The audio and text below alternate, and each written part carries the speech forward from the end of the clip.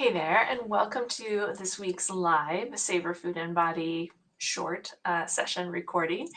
And if you guys don't know who I am, I'm Amanda Bullitt. I'm a registered dietitian, nutritionist, and certified intuitive eating counselor.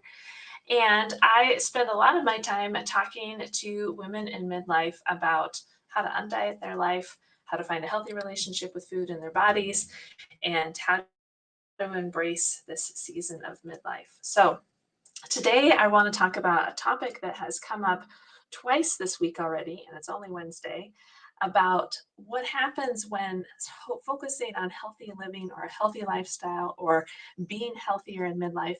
What happens when that can kind of go sideways and end up being potentially unhealthy? So, May, you may know or you may not know, is Mental Health Awareness Month. And mental health and midlife go hand in hand. And unfortunately, mental health can really be compromised in midlife through nobody's fault of their own. There's just a lot of hormone fluctuations going on. There's a lot of stress in our lives in midlife, and we're juggling a lot of balls. So, because of those hormone fluctuations that are happening, say after 40, are in the declining, well, fluctuating estrogen and also trending towards declining estrogen, we're kind of losing one of our coping tools, internal coping tools to deal with added stress and added anxiety.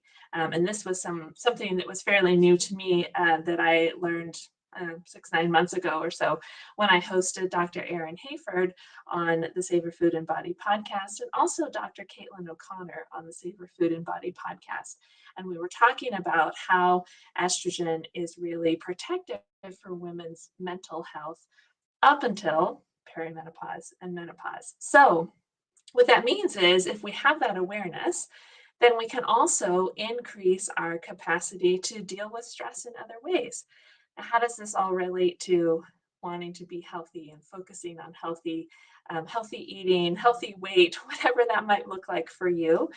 And what came up in conversations this week with both clients and a conversation that I was having with colleagues around wanting to know our numbers. So whether that's your weight, whether that's your cholesterol, whether that's your blood sugar, your blood pressure, any of those numbers, and how knowing those numbers can be really helpful, especially if you have history of diabetes and heart disease in your family, but also how knowing those numbers or trying to stay uber on top of those numbers could actually be creating more stress than is really necessary. And what happens when we create more stress and leading more towards burnout in midlife, we could actually end up affecting those, particularly the metabolic health numbers, in a negative way. So, for example, one of my wonderful colleagues, Dr. Jenn Salib, if you're watching on social media anywhere, that she is menopause nutritionist, and she's talked a lot about continuous glucose monitors, which a lot of people can get these days and just have at home. And we recently were going through a paper together and analyzing, like, is it helpful to have those monitors? Is it not helpful? And there are a bunch of other, celebrity type wellness folks out there that are promoting having these monitors on hand. And full disclosure, one of my clients uses one of those devices as well. But, and here's the caveat, in my client's case, she has diabetes. And so having that continuous glucose monitor is helpful for her because she has a medical diagnosis that says this device could help you understand your blood sugar a little bit better. That's a very different situation than someone who wants to get one of those monitors just because they're uber concerned about, well, what might happen to my blood sugar? I'm hearing all this noise if I should be on top of my blood sugar, and we get insulin resistance after 40, and I really need to stay on top of it.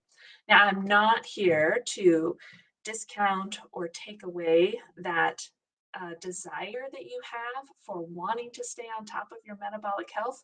Totally support that. However, if you don't already have a medical diagnosis that warrants you having a device like that, then is knowing that those numbers so intimately, like on a daily basis or several times a day, is that keeping you more focused on that number than how you actually interact with food? And how is knowing that number and seeing its fluctuations, which happen wildly throughout the day, how is that then maybe increasing stress when you see fluctuations in that number that you may not fully understand? And then how is that increased stress relating to your overall metabolic health?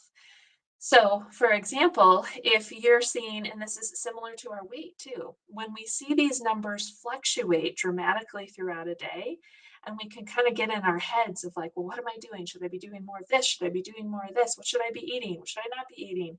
What should I be moving my body in this way or do this exercise? That just in and of itself, all of that energy just gets so pent up in us.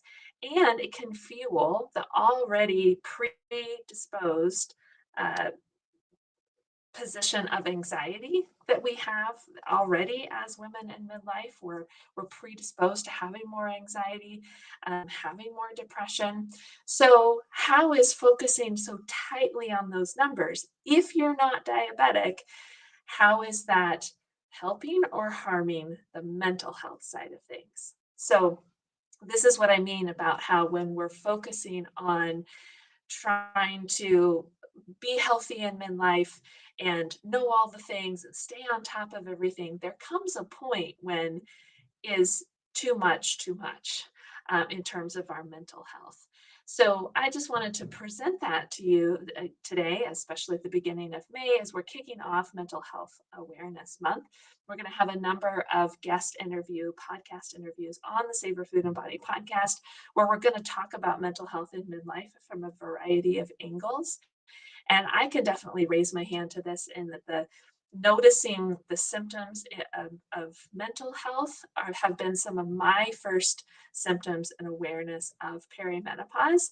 I wasn't necessarily someone that was prone to anxiety or depression. And literally the light switch changed as soon as I hit 40. I went, what is this? I don't understand what's going on with my body and with my head. But it also became really clear that I needed to be really clear on what are my health goals? How do I want to interact with food and exercise? What's helpful? What's supportive? And what could set me up for sliding into the diet culture dumpster fire in terms of how I'm relating to food and my body? I wrote a really great blog post on orthorexia. This is a term that could be used in this conversation too. And there's a link below wherever you're watching this to that blog post. And in a sense, orthorexia is this idea of being so tied to I need to do everything super healthy, you need to eat healthy, you need to live healthy, you need to exercise healthy, to the point where it ends up harming our mental health. And we're getting so fixated on being uber healthy.